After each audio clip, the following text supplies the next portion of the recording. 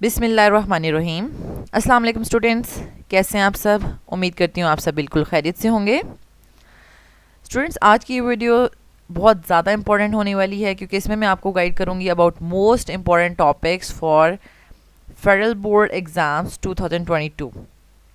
और ये video specially second year के स्टूडेंट्स के लिए बनाई जा रही है कि सेकेंड ईयर के स्टूडेंट्स जो है वो किस तरीके से तैयारी करेंगे, इसलिए इसको आपने एंड तक ज़रूर देखना है और इसको अपने दूसरे क्लास फेलोज़ के साथ भी, अपने फ्रेंड्स के साथ भी शेयर करना है। तो स्टूडेंट्स, चलें स्टार्ट करते हैं।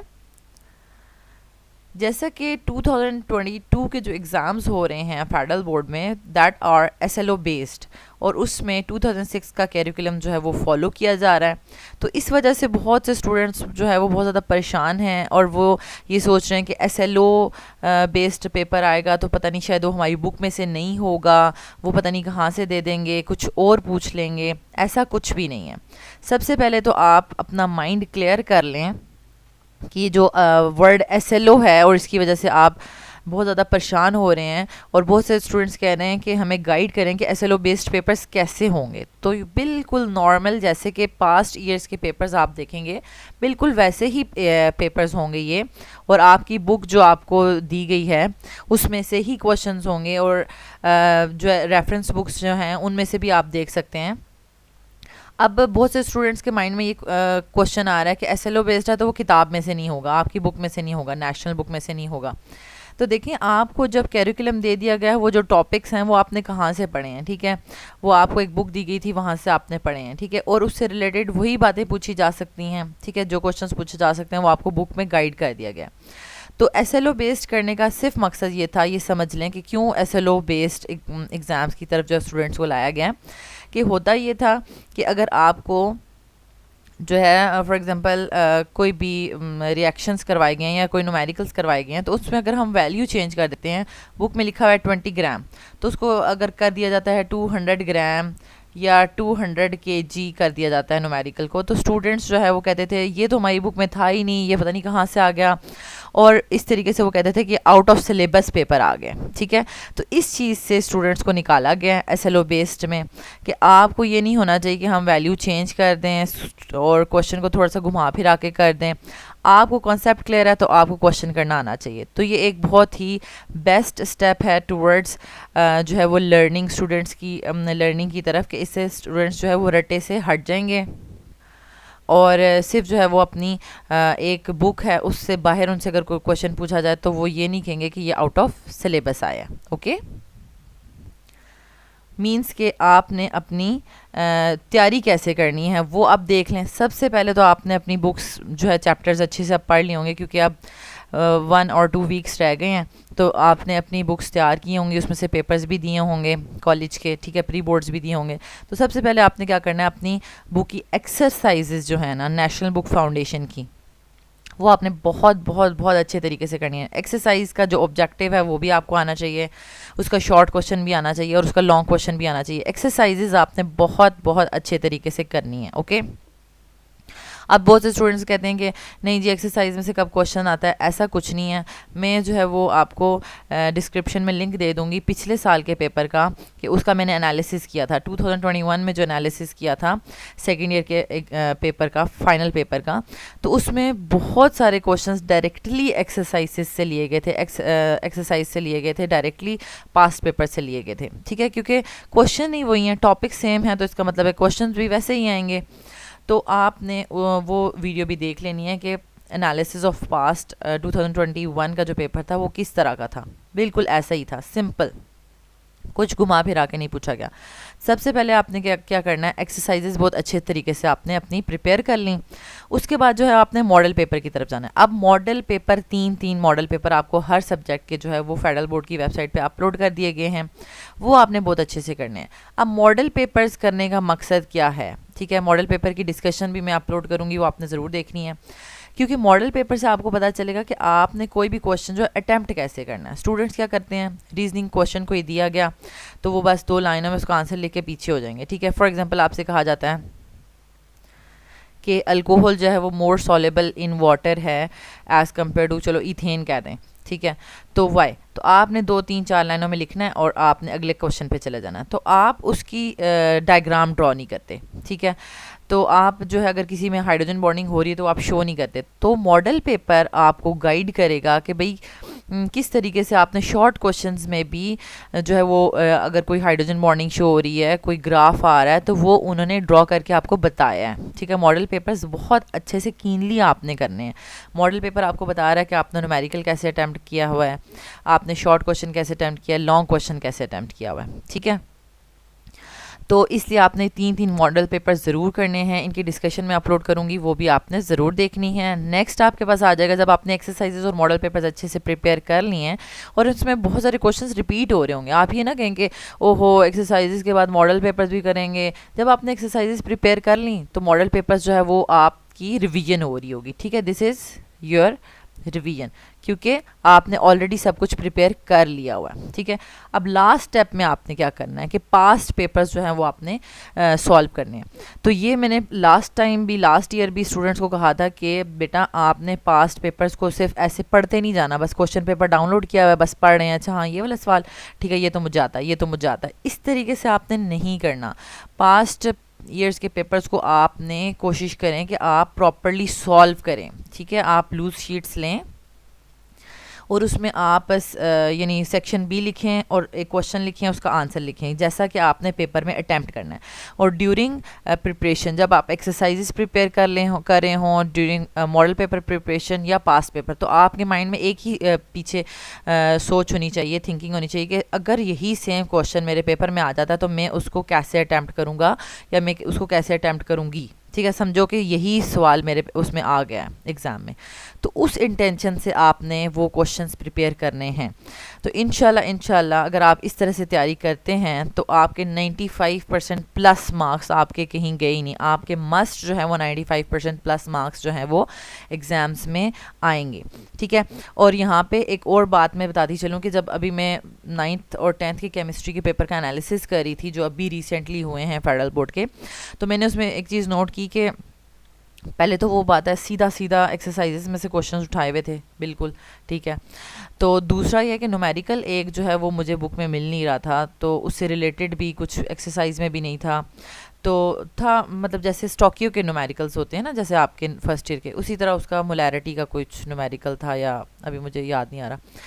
तो इस तरह कोई न्यूमेरिकल था, तो वो न्यूमेरिकल फिर मैंने जो है वो केपीके की बुक की एक्सरसाइज खोली तो उसमें से डायरेक्ट उठाया हुआ था, सेम वैल्यूज़ भी वही थी। तो अब इसका क्या मतलब आपको समझ आया कि अगर हमने वैल्यू चेंज करनी है तो हम सारा का सारा न्यूमेरिकल ही किसी और जगह से उठा सकते हैं, या तो केपीके की बुक में से उठा सकते हैं या बलूचिस्तान की बुक में से न्यूमेरिकल सीधा उठा सकते हैं, या न्यूमेरिकल है तो वो तो नेट से भी लिया जा सकता है, गूगल से उठा लो, ठीक है।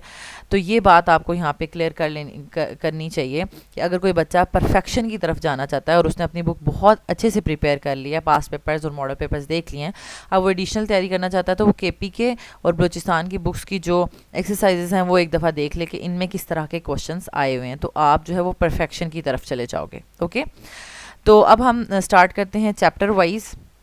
बल्कि उससे पहले आप देख लें कि आपने पास्ट बोर्ड पेपर्स कौन कौन से प्रिपेयर करने हैं टिल 2017 तक आपने प्रिपेयर करने हैं। 2020 का तो पेपर हुआ नहीं था और 2021 का आपको कम्युनिटी टैब में मिल जाएगा। मेरे चैनल पे जाएं और उसमें कम्युनिटी टैब में जो पिछले साल का पेपर है वो आपको मिल जाएगा, क्योंकि 2021 का पेपर फेडरल बोर्ड की वेबसाइट पे अपलोड नहीं हुआ अभी तक, ठीक है। तो ये आपने, अगर कोई स्टूडेंट किसी को लगता है कि बहुत ज़्यादा पेपर्स हैं तो ये कैसे प्रिपेयर करें, तो भाई आप सारे ना करें ना, आप 2021 का कर लें, 2019 का कर लें, 18 के कर लें, इस तरह कर लें, ठीक है।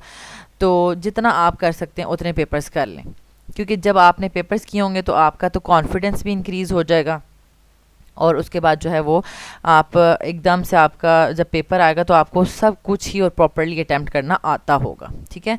लेट्स स्टार्ट चैप्टर वाइज कि चैप्टर 13 में आपने कौन से टॉपिक्स पे फोकस करना है। तो ये देखें पीरियड 3 में आपने acid base behaviour of oxides पे आपने फोकस करना है। फिर अगेन ग्रुप 1 में अगर हम देखें तो ionization energy trend, reaction with oxygen trend, और ये जो effect of heat on nitrates and carbonates हैं, इसमें से तो मस्ट एक क्वेश्चन आता है, ठीक है। क्योंकि ये बहुत इंपॉर्टेंट है, यानी शॉर्ट क्वेश्चन मस्ट बनता है। और ओरिजिन ऑफ फ्लेम कलर्स, ठीक है, फ्लेम कलर्स आपने मस्ट याद करने हैं क्योंकि ये ऑब्जेक्टिव में भी पूछे जाते हैं। ठीक हो गया। और ग्रुप 2 में आपने again trends in solubility and thermal stability का क्वेश्चन मस्ट करना है, और peculiar behaviour of beryllium is the most important topic.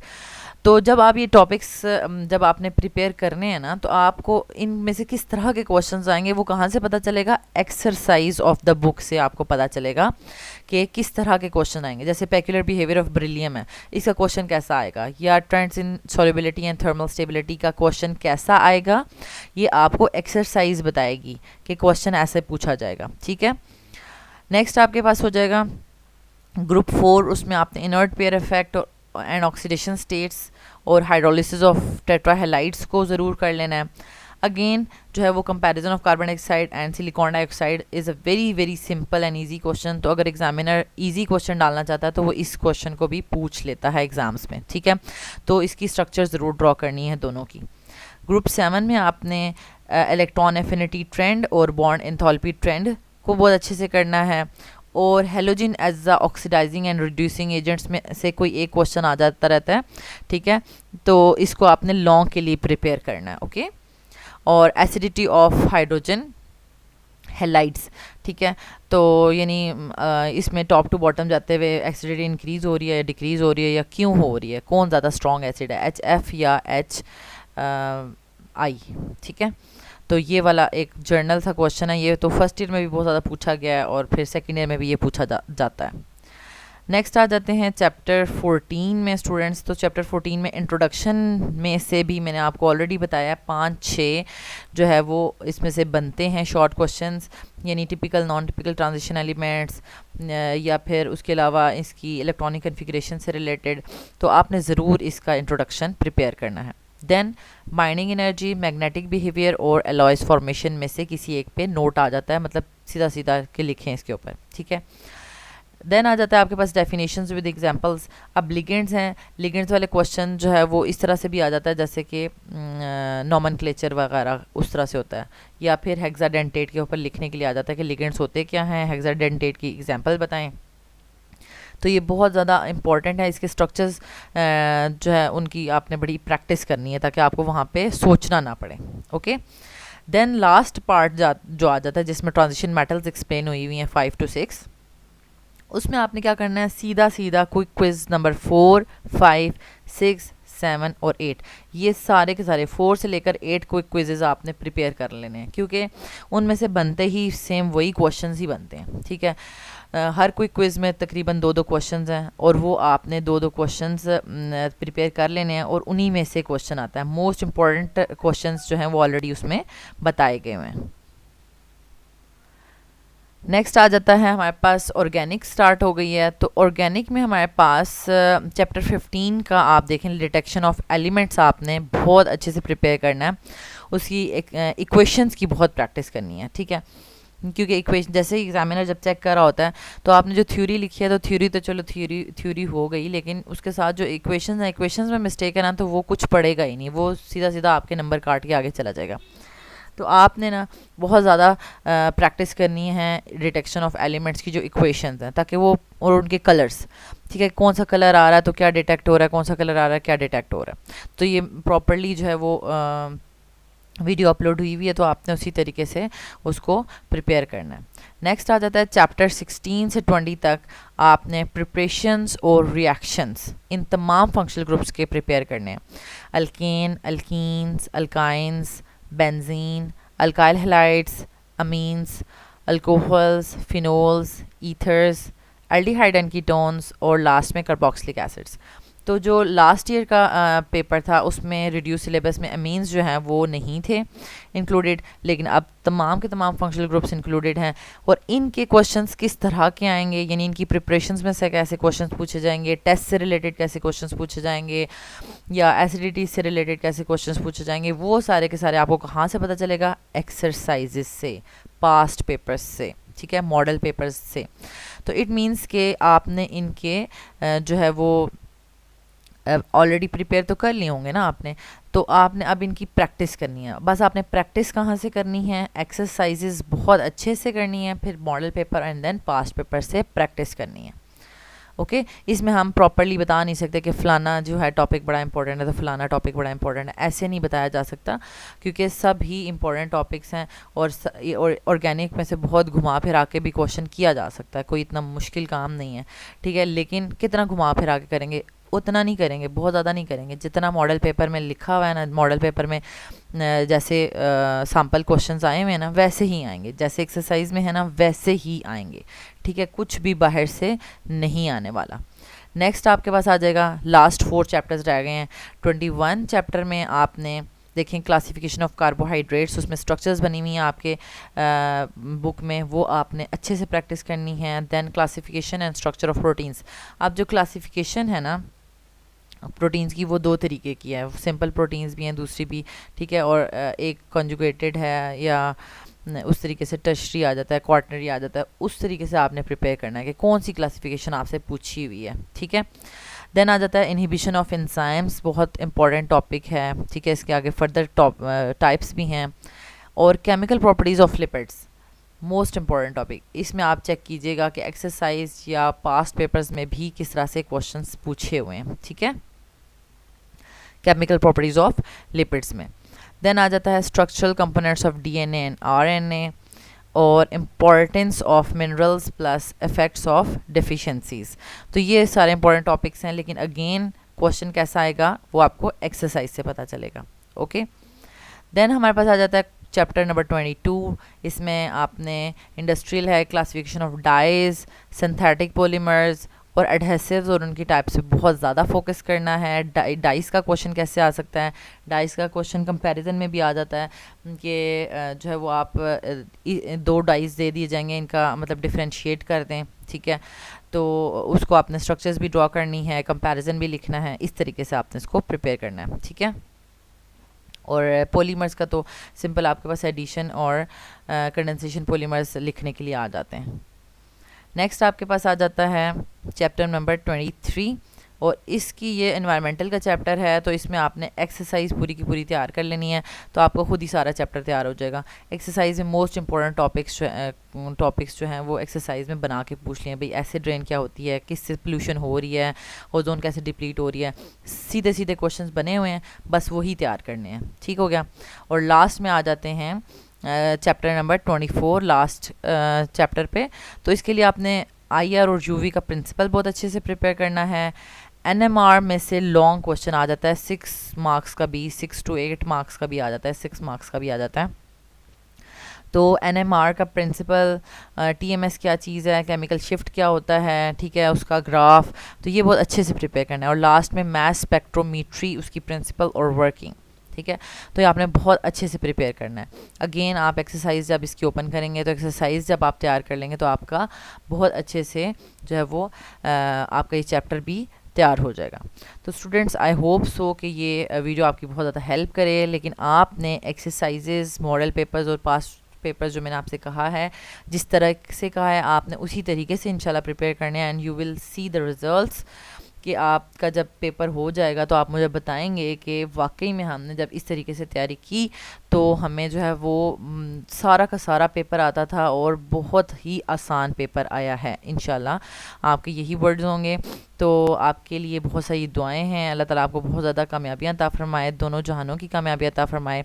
अगर आपको ये वीडियो अच्छी लगी है तो आप इसको ज़रूर अपने फ्रेंड्स के साथ शेयर करें, इसको लाइक करें, चैनल के बटन को भी सब्सक्राइब करें और बेल के आइकन को प्रेस कर दें ताकि न्यू आने वाले लेक्चर्स का नोटिफिकेशन आपको मिलता रहे। And don't forget to share it with other students. Thank you so much.